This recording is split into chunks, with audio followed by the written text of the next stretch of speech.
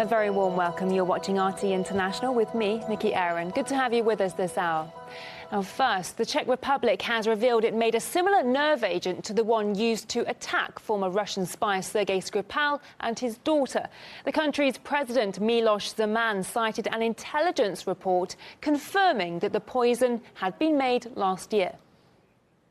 Novichok was produced and made by the Czech president. Well, the Czech president said counterintelligence reports identified the agent made in his country as a substance called A234, a Novichok-type substance. We've heard from George Swamley, a senior research fellow at the Global Policy Institute at London Metropolitan University. It really does. US rapper Kanye West is a Russian spy secretly working for Vladimir Putin. That's according to one self-proclaimed strategic intelligence analyst.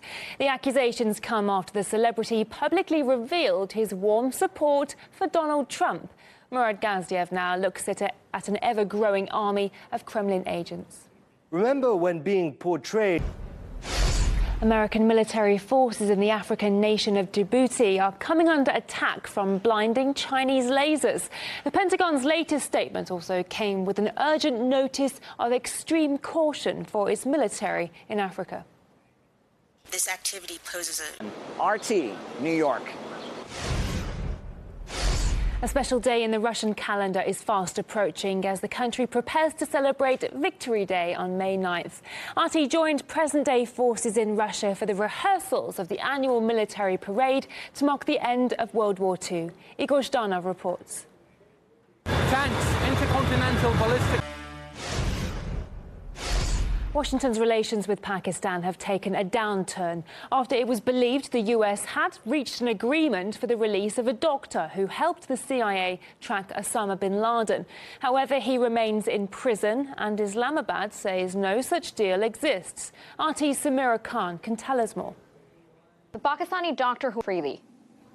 We spoke to the editor of Defence and Foreign Affairs magazine, Gregory Copley, who thinks that Dr. Shakil Afridi is a victim of the CIA's misleading tactics. The CIA itself.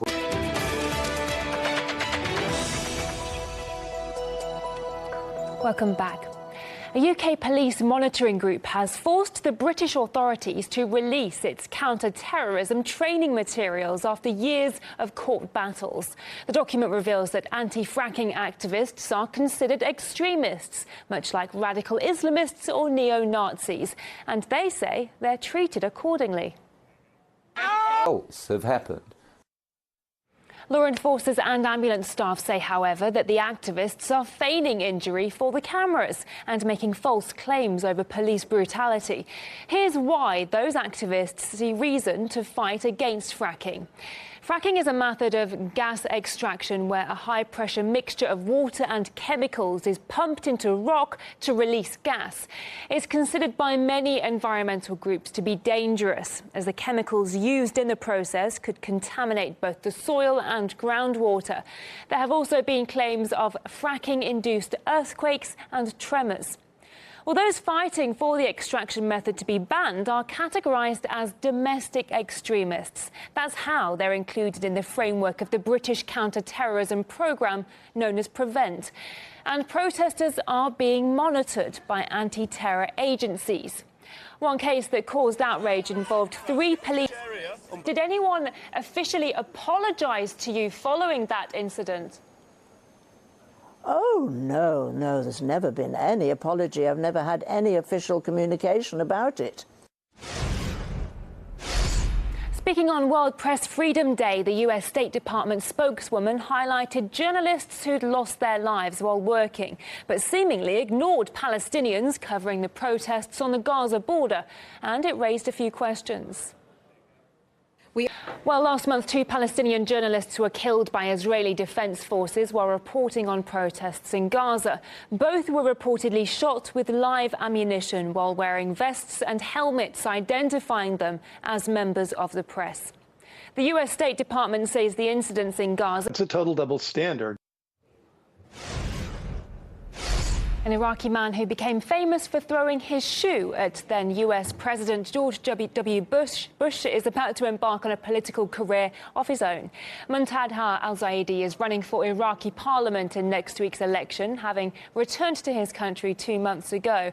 And it's a decade on since former President Bush touted the US invasion of Iraq to crowds in Baghdad. Muntada al-Zaidi was a TV journalist at the time. After his stunt, he was arrested and convicted for assault on a foreign leader. He was sentenced to 3 years in prison, but released after 9 months. Zaidi then moved to Lebanon and set up a humanitarian organization to help Iraqi war victims. For his stunt, he became a hero for many Iraqis, and coincidentally, so did his shoe. After separation from its owner, it quickly became social media. I'll be back at the top of the hour with the latest headlines. I'll see you then.